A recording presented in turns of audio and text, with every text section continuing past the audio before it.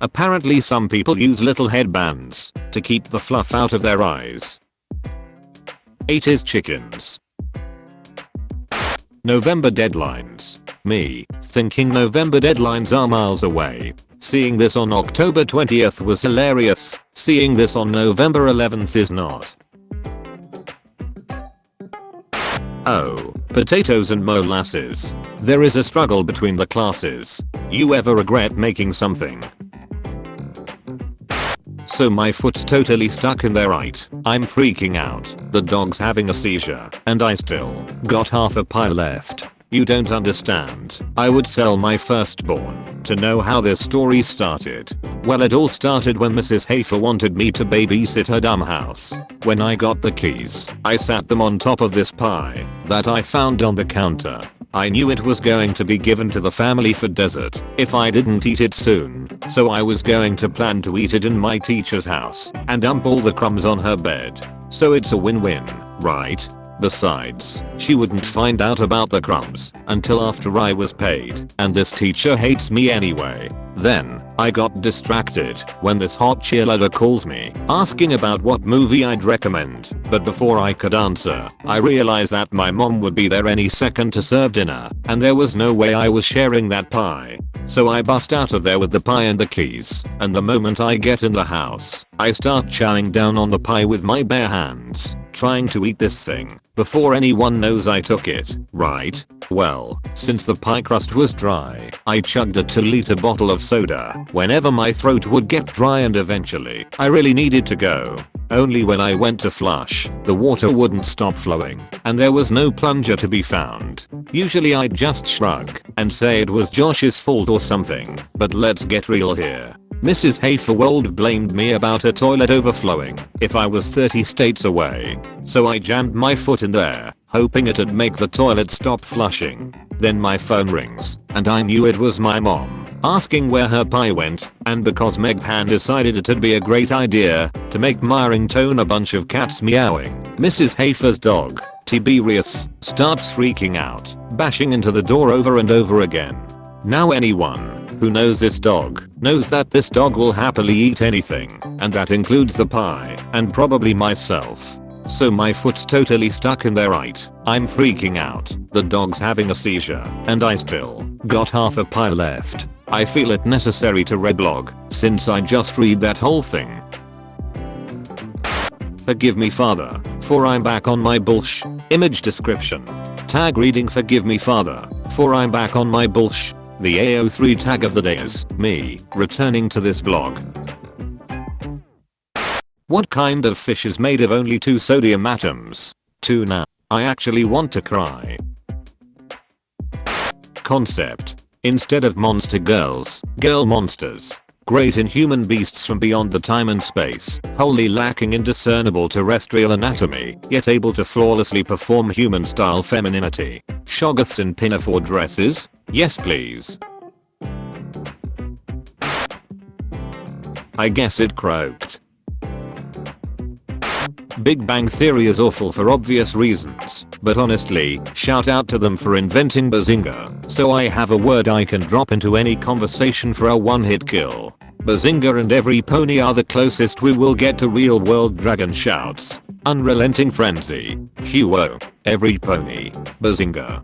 Causes all creatures within a 100-meter radius to enter into a frenzied state for 10 minutes. Recharge 5. If by intellectual you mean somebody who works only with his head and not with his hands, then the bank clerk is an intellectual and Michelangelo is not. And today, with a computer, everybody is an intellectual. So I don't think it has anything to do with someone's profession or with someone's social class. According to me, an intellectual is anyone who is creatively producing new knowledge. A peasant who understands that a new kind of graft can produce a new species of apples has at that moment produced an intellectual activity. Whereas the professor of philosophy, who all his life repeats the same lecture on Heidegger, doesn't amount to an intellectual. Critical creativity, criticizing what we are doing or inventing better ways of doing it, is the only mark of the intellectual function. Mayonnaise. Boomers will be like, herder, Gen Z doesn't know what a phone booth is, as if we didn't all watch Who's Die in One like 4 times. Reading this post was like getting clocked with a metal bat.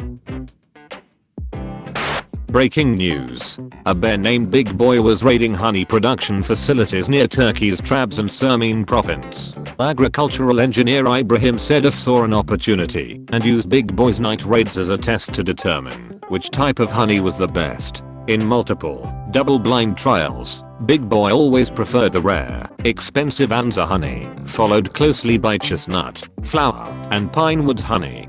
Big Boy noticeably steered away from low-quality supermarket cherry jam, made with corn syrup. When life gives you bears, trick them into doing market research.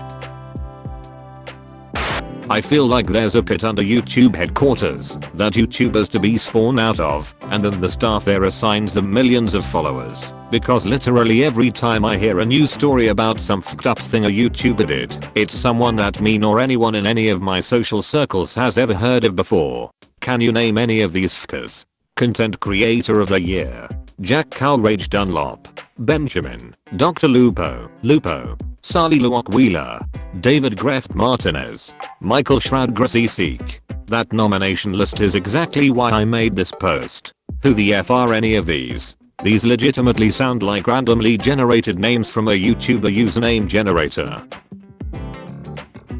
What if Lindsay Lohan and Jamie Lee Curtis never switched back after Freaky Friday, and it's Jamie doing drugs and getting arrested, and Lindsay is just eating Activia? I love that the logic this post goes off of is that Lindsay Lohan and Jamie Lee Curtis actually switched bodies in order to film Freaky Friday. Well, yeah. Haven't you seen the movie? Kids work together to create eternal recess. Community. A vanilla soy latte is a type of 3-bean soup. Till a 19-year-old man dove 85 feet into the ocean to wrestle an 80-pound octopus with a 9-foot diameter to the surface in a 25-minute epic battle in which he punched the octopus, subduing it after it turned red, and lunged at him, tearing off his respirator. He drove it home, cooked it up, and ate it. This is the man you must fight at the gates of Valhalla to prove you're worthy of that mighty haul. It somehow gets crazier. This teenager trained for months. He staged fights in his parents' swimming pool to train for this epic match. He chose Halloween night for the final showdown, and it was for a school project. He could have chosen any seafood, but he decided on, in his own words, that big fucking octopus. Magnificent bastard. You'll miss the part where he dragged it ashore, and I first saw him, got upset and sent some pretty rough stuff to his family. Then, at the Washington Fish and Wildlife meeting, he showed up and was like, yeah, it should be protected. Except that the giant Pacific octopus is nowhere near extinct and actually doing just fine. So not only did he wrestle, kill, and eat a giant octopus, he got it protected from hunting in several locations, even though the species doesn't need protecting. Fucking legendary indeed. So the only person they need protection from is this guy. What sort of school project requires you to wrestle sea life? That's just how Washington is. To be clear, the school project was to draw something from nature. Nobody asked him to wrestle an octopus. Now, I have misunderstood the spirit of a lot of art projects before, but every single addition to this post punched me in the nose. Tesla McQueen. The 2 Jehovah's Witnesses that always come to my door are alarmingly buff, like muscles straining through their white dress shirts buff. I don't even have a joke to make about this, guys. I just feel like you should know that I'm plagued by these righteously jacked proselytizers and that, for whatever reason, I'm constantly running into them at the grocery store, and they always ask me how my cat is doing. It's really something. They must do Jehovah's Fitness. How did I miss that?